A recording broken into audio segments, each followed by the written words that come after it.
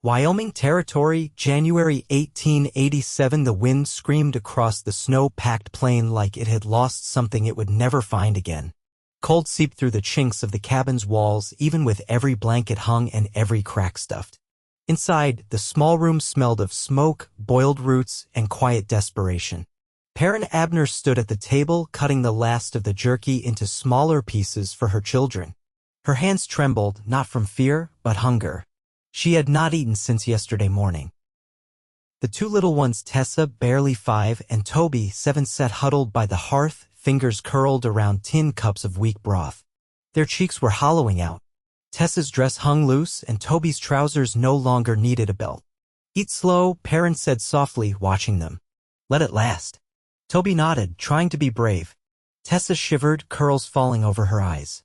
She leaned against her brother, small and tired. Perrin turned away, jaw clenched tight.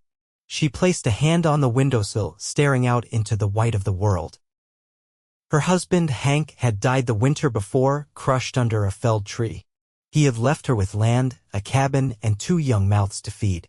The land had given her nothing back. She had tried to hold it together. Cut wood. Trap rabbits. Trade with the small town 2 days' ride south. But the last storm had buried everything. The traps were frozen. The creek solid. Her horse had died of colic 2 weeks ago. She could not even ride for help now.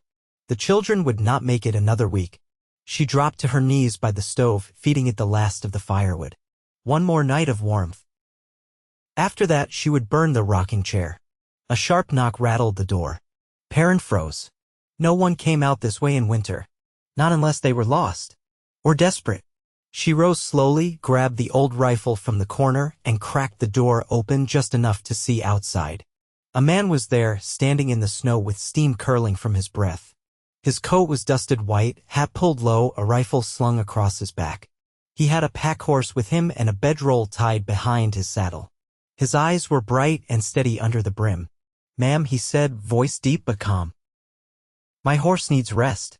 Yours looks like she has not seen a trail in weeks. Would you mind if I shared your fire?" Perrin stared at him. She had not heard another adult voice in over a month. "Who are you?" she asked, not lowering the rifle. "Name's Xander Jude," he said. "Heading north toward Buffalo. Got turned around in the storm. Looking for somewhere to warm up before I freeze to death." Perrin hesitated. He could be lying. He could be a drifter, a thief, a worse kind of man. But he had a kind face. And her children needed help. She opened the door wider and stepped back. "Come in." Xander stamped the snow from his boots, then led his horse to the lean-to before entering. The warmth hit him like a wave, weak as it was. He took off his hat and gloves, glancing around the small room. He saw the children first. Tessa blinked up at him, and Toby straightened like he was ready to protect his sister. Xander gave them a small nod. "Evening." Toby said nothing. Tessa hid behind her brother. Perrin kept the rifle in her hands, but it pointed toward the floor now. Xander moved slow, not taking off his coat just yet. "I got beans in my pack. Some dried apples, too. I can trade." Perrin's breath caught. "We do not have anything left to trade," she said. "I did not ask for anything," Xander replied. "You shared your fire. I will share what I have." He knelt by the hearth, opened his pack, and started pulling out wrapped cloths and small tins. The smell of salt pork hit the air, and Tessa's eyes widened. Xander handed her a strip of apple. She looked to Perrin first. Perrin nodded once. Tessa took it with both hands. Xander worked quickly, setting a small pot over the fire, adding beans, salt pork, and water from his canteen. In minutes, the cabin filled with the smell of real food. Perrin sat down slowly, still watching him. "You are the first soul we have seen since the storm," she said. He stirred the pot. "You and the little ones doing this all on your own?" "Yes." He looked at her, then really looked. The lines under her eyes, the way her dress hung looser than it should, the tightness in her mouth. "You have been holding this place together alone?" She nodded. "I did not have a choice." Xander gave a low whistle. "You were strong." She blinked, stunned for a moment. No one had said that to her in over a year. When the food was ready, he served the children first, then handed a tin plate to Perrin. She hesitated only a moment before eating. They sat in silence, the only sound the crackle of the fire and soft chewing. Later, when the children had fallen asleep bundled in their corner, Xander poured her a second cup of broth. "You all were not going to make it much longer, were you?" he asked quietly. Perrin looked down at her hands. "No," she said. "We were not." He nodded. "Not pity, just understanding." "I will stay for a few days," he said. "Help stack more wood. See if any of my traps caught something on the way here. Might be able to bring back a rabbit or two." Perrin looked up, searching his face. "Why?" she asked. He shrugged. "Seems wrong to walk away." She studied him. His face was worn from wind and trail, but there was something honest in it, and something kind. "All right," she said softly. Xander gave her the smallest smile, then leaned back against the cabin wall, folding his arms. As the fire burned low, Perrin did not feel alone for the first time in months. Outside, the wind still howled. But inside, a man had shared his fire. And in that moment, it felt like the beginning of something she had forgotten could still exist. By morning, the wind had eased to a low moan, and the sky wore the pale blue of brittle glass. Perrin stepped outside wrapped in her father's old coat, the one she'd taken from the trunk after Hank's burial. The snow reached her knees. Her boots cracked at the seams, filled with cold, but she didn't turn back. She walked to the lean-to where Xander was brushing ice from his saddle blanket. "You're up early," she said, voice rough from sleep. He glanced over, brushing his glove down the horse's flank. "Wasn't much sleep to be had. Your boy talks in his dreams." A smile tugged at her mouth before she caught it. "Toby always has, even as a baby." His father used to joke he was born mid-sentence. Xander didn't ask about the father. His eyes moved to the tree line. "I left 2 snares near that ridge last night. If luck's with us, there'll be a hare or 2. They're usually picked clean by now. Most folks set out early winter," she said. "I've got a way of setting them deeper. Learned it from a man who lived off the Wind River." She folded her arms across her chest. "You're not from around here." "No," he said, tying down the saddle cinch. "I was born east of the Mississippi, but the land out here doesn't ask many questions." "I like that." She nodded slowly. "You got people?" "A sister in Kansas, maybe still. Haven't heard in 3 years. Before that, a woman in Montana who liked my cooking but not my restlessness." That earned a low chuckle from Perrin. "Well, you've got a bedroll and 2 children underfoot now. Restless might not suit you here." He looked up at her, snowlight catching in the creases beside his eyes. "Maybe restless ran its course." She didn't answer. Not directly. Instead, she turned toward the cabin. "I'll boil water. If you're bringing back fur, I'll need it clean." Inside, Toby was winding a bit of twine around a carved stick, fashioning something he refused to explain. Tessa watched him with the intense focus only young children possess, her knees drawn up under her chin. Neither of them looked as pale this morning. By the time Xander returned, a small rabbit hung from his belt and his beard was crusted with frost. He handed the catch to Perrin without ceremony. She took it, fingers brushing his glove. "Still warm," she said. "Didn't suffer." She nodded, then disappeared into the cabin. He followed only after stomping the snow from his boots. The air inside was thick with steam and fresh pine smoke. A pot rested on the edge of the hearth and the scent of boiling roots and meat clung to the walls. Toby looked up from his project. "Mr. Jude, do you know how to carve a whistle?" Xander squatted beside him. "I do. But if you're using green wood, it'll crack when it dries." "I soaked the stick in the snow barrel," Toby said, matter of fact. Xander raised his eyebrows. "Well, that's clever." Perrin watched them from the hearth, her hands working the rabbit with practiced speed. The knife had once been Hank's, the handle worn smooth from years of use. She kept her eyes on her work. Later, after the children had gone outside to chase each other with handfuls of snow, Perrin stepped out with a tin cup in her hands and handed it to Xander. "Chicory," she said. "What little I had left." He took it, warming his hands around the metal. "You didn't have to." "I didn't. I wanted to." They stood in silence for a stretch. A bird wheeled high overhead, dark against the sky. He shifted his weight. You planning to stay here in spring? I don't know yet. The land's hard. Nearest town's too far without a horse. I could help with that. I have a second mount in South Pass I could trade for feed and a few tools. She looked at him, brows drawn together. Why would you do that? He hesitated, then said, when I was 13, my mother got sick. We didn't have neighbors close either. If someone had come along then offered her a hand, I think she'd have lived longer. She took that in, her features unreadable. Then she reached for the cup he hadn't finished and sipped from it herself before handing it back. That's a heavy thing to carry, she said. I've been carrying it a long time, he replied. She didn't look away. You don't need to fix what happened to her by fixing what's broken here. He nodded. I know, but I want to stay anyway. The wind picked up just enough to stir the edge of her skirt. Tessa's giggle carried from behind the cabin. Perrin breathed in slow, her voice soft. Then stay a while longer. He smiled, not wide, not eager, but quiet, like something settling into place. She didn't return it, but she didn't look away either. And that was enough for today. The thaw came slow, creeping like a secret through the trees and under the eaves. By late February, the snow softened enough that the ground beneath it wept during the warmest hours, leaving puddles at the doorstep and streaks of mud along the cabin's path to the lean-to. The air still bit, but less sharply, and the silence of deep winter was breaking birdsong here and there, the creak of branches waking from their long sleep. Perrin stood outside with a pail in one hand, her sleeves rolled, watching the sky color from pewter to a smoky peach. The water barrel had cracked, and she'd begun hauling snow in by hand to melt it over the fire. Her fingers were raw, but her shoulders stronger than they had been in months. Xander stepped out behind her, one of Hank's old shirts rolled to his elbows, patched at the collar with a strip of flannel from an old grain sack. His boots squelched in the wet earth as he approached. I saw bear tracks near the creek bend, he said. Heavy ones. Might be waking too early.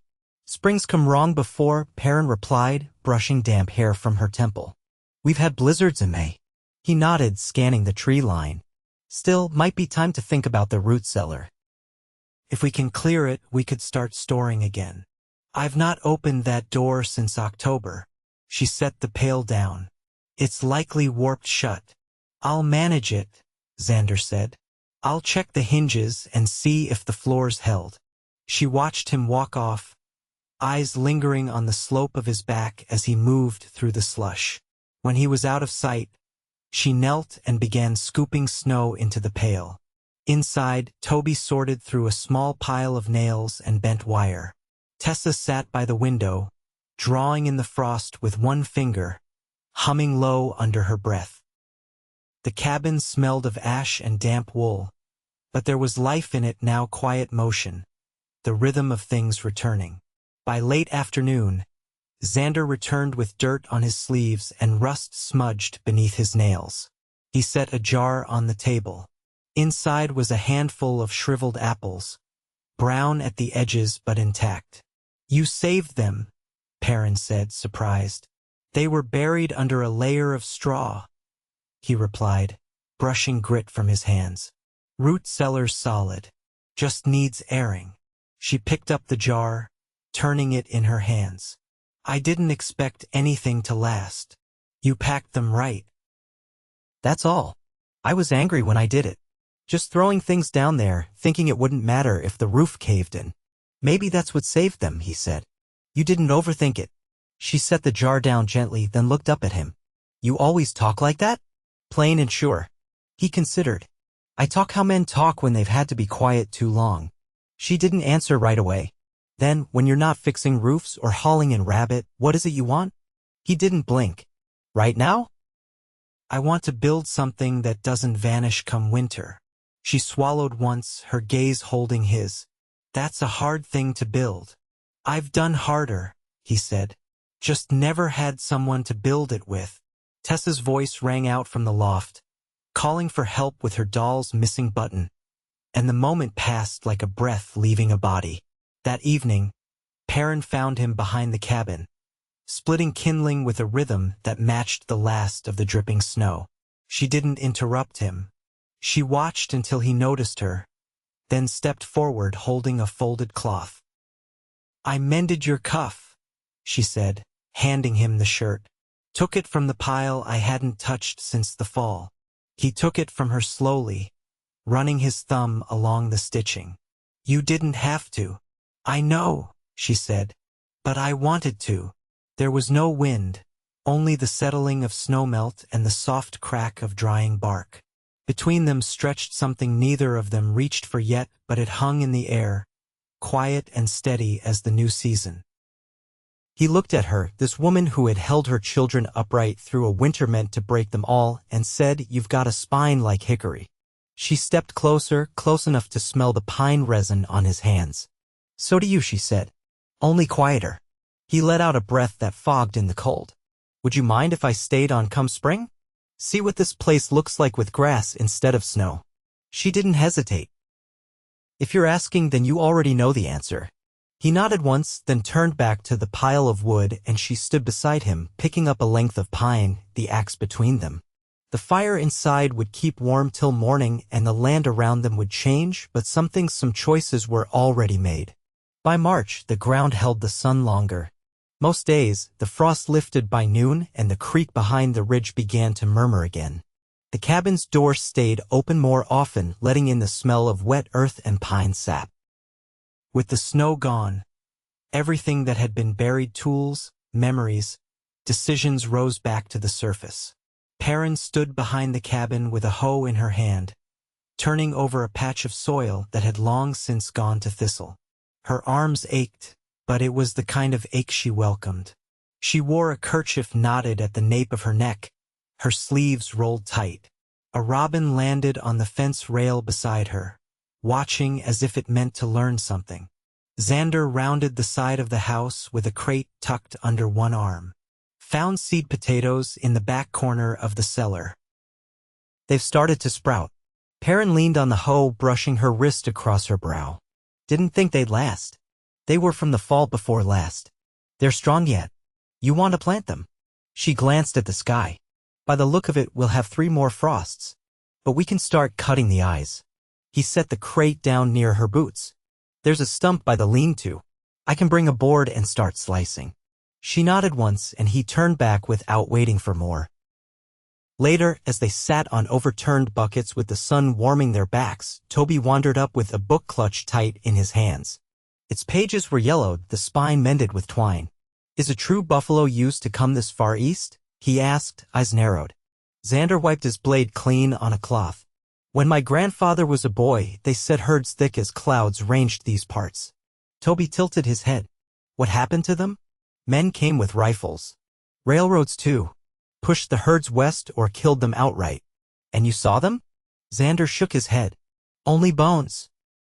Once, near the Platte, Perrin watched her son absorb that.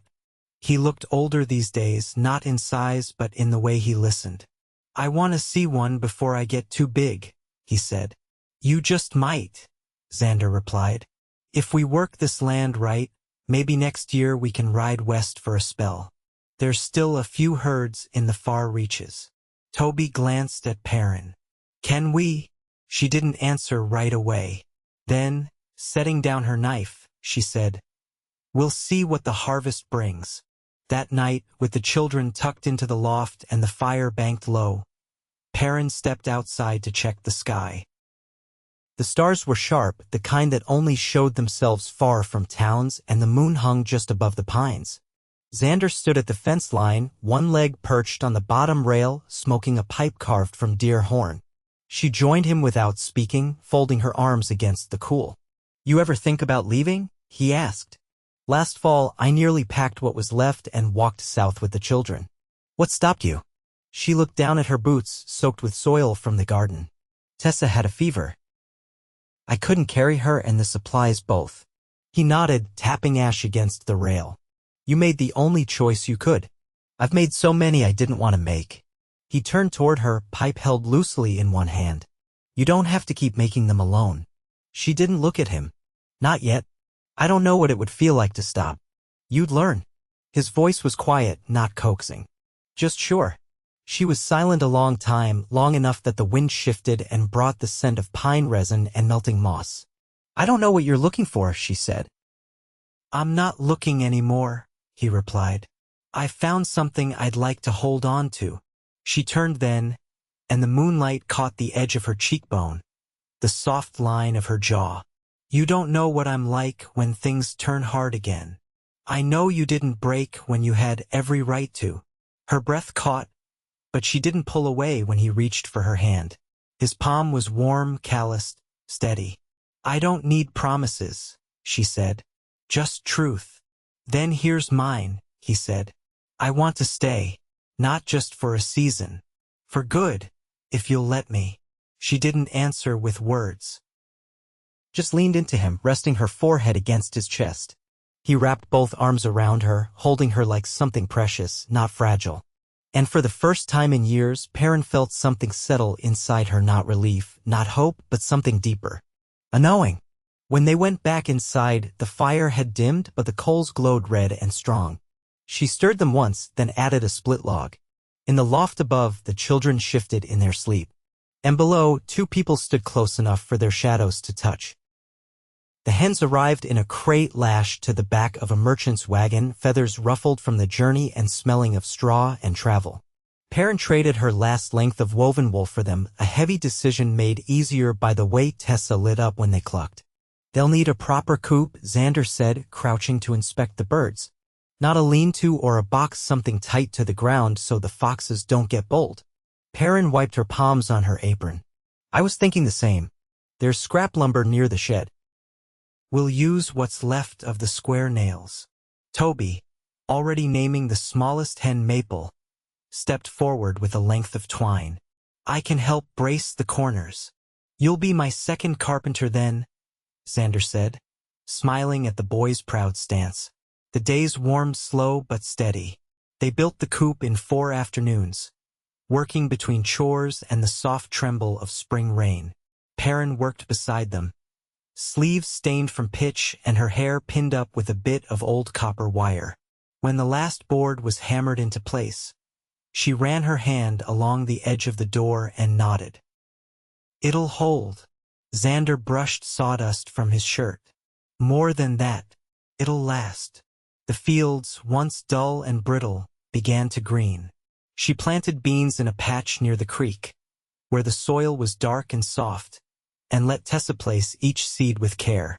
Toby started scouting the ridge trail each morning, reporting back on anything new: a deer print, a broken limb, once even an eagle's feather he tucked behind his ear as a talisman. One evening, as the clouds rolled low and violet over the hills, Perrin folded a length of muslin into the cedar chest Hank had built. She paused, fingers resting on the edge, then closed the lid and turned to find Xander leaning in the doorway. "You've been quiet," he said. "I've been thinking." He stepped inside, closing the door gently behind him. "About what?" She glanced toward the hearth, where a pot of stew simmered low. "How quickly life can shift. How something broken can mend. Not all at once, but over time." "You still carry him with you?" Xander said, voice even. "I do, but it's not a weight anymore. More like a thread woven into everything." She looked up at him. "He'd want me to keep going." Xander nodded once. "You have." She stepped toward him, stopping only when her hands rested at the edge of his shirt. "I'm not asking for anything easy. I wouldn't trust it if it was." Her fingers curled into the fabric.